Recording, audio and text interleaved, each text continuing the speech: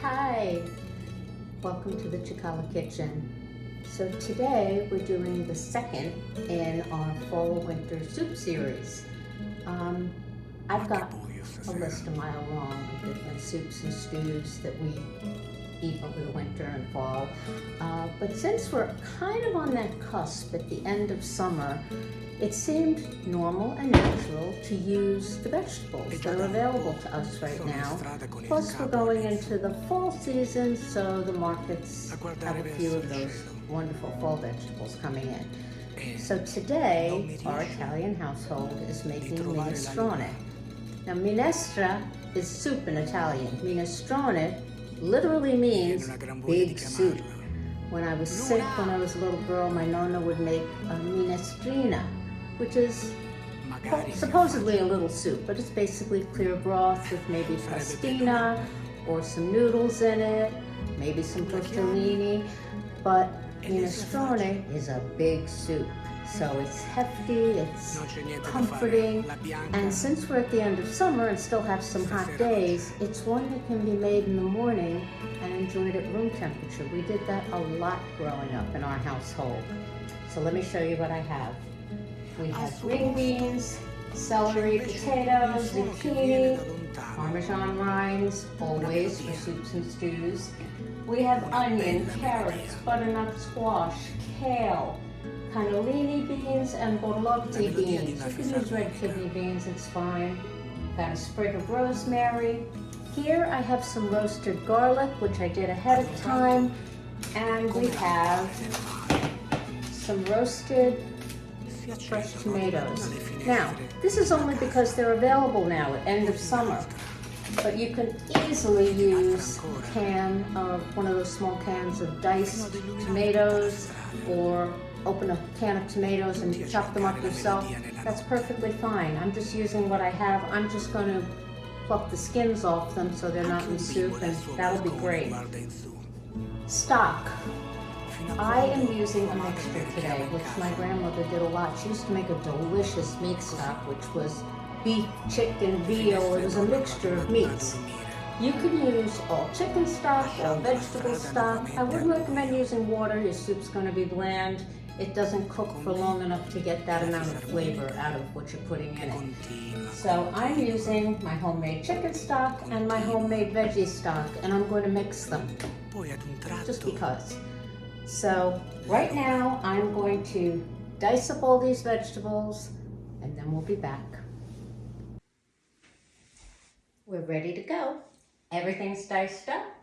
I have my sofrito, my onions, carrots, and celery here because I have some olive oil heating up and we're going to saute them first.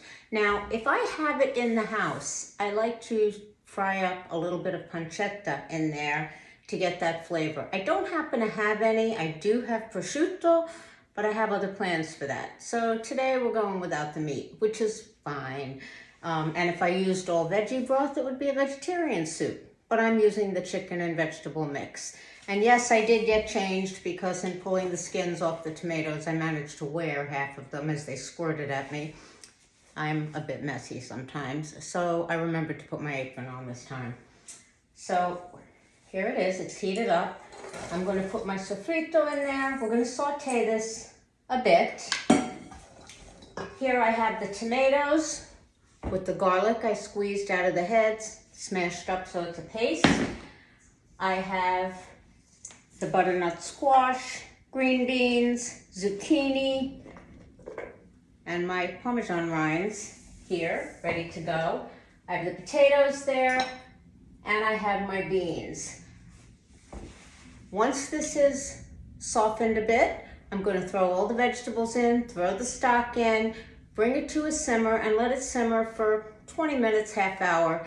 Then I'm going to add the chopped kale. When that's tender, you got soup. Season to taste, salt and pepper. We'll be back to show you what it looks like.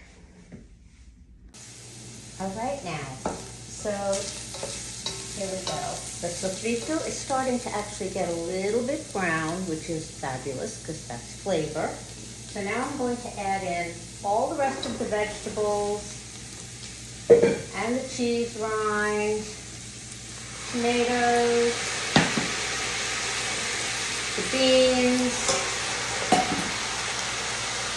and my stock.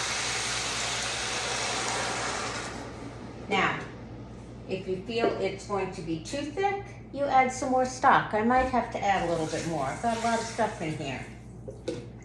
Okay. No, actually this looks pretty good for right now. I might have to add a little bit of stock as it simmers, but this looks pretty good. All right, I'm going to let this simmer for about 5 or 10 minutes. Then I'm going to add the potatoes, another 15 minutes or so, and then I'm going to add the chopped kale. Now, this actually smells really good already and hasn't even started to simmer. Your kitchen is going to smell lovely. Pasta. Minestrone traditionally has a small pasta in it, usually something like ditalini, the little tube pasta, or small shells. I went through my pantry. Let me show you. Hang on here. Which has 900 different kinds of pasta, as you can see. And over here. And I have no ditalini. So what I'm going to be using is elbows today. Now, this is going to be a pretty big, decent sized pot of soup.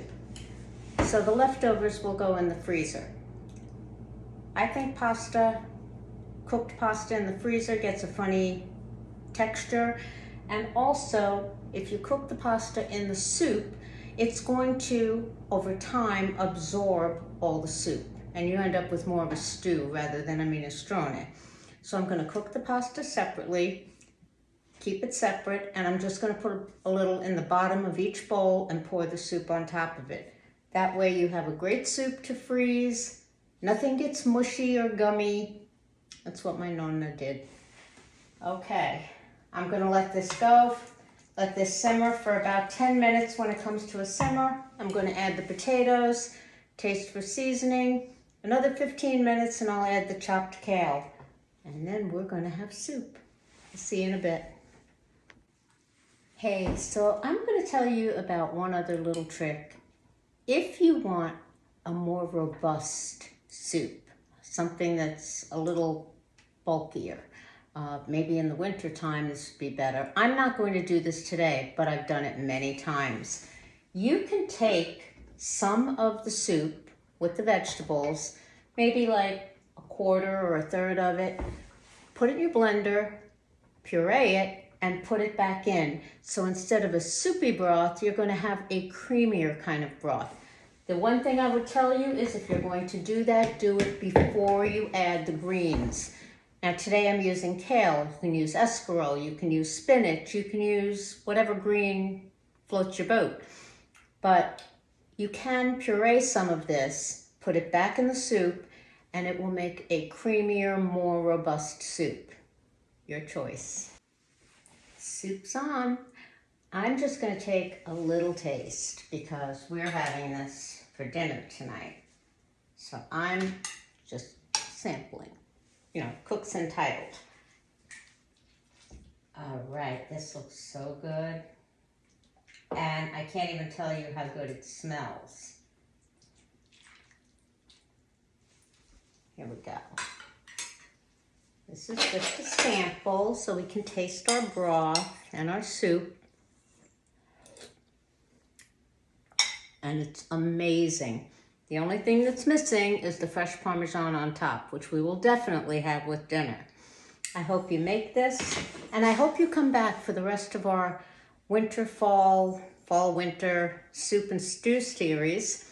This is our #2 soup. First one got a lot of really great comments. And our holiday cookie series. We're going to be doing all those wonderful Italian cookies that you go to the bakery for and you can make at home, and they are amazing. And we've gotten unbelievable feedback on that. I've been getting all kinds of emails and messages. So I hope you enjoy. Buon cibo, buon amici. Good food, good friends.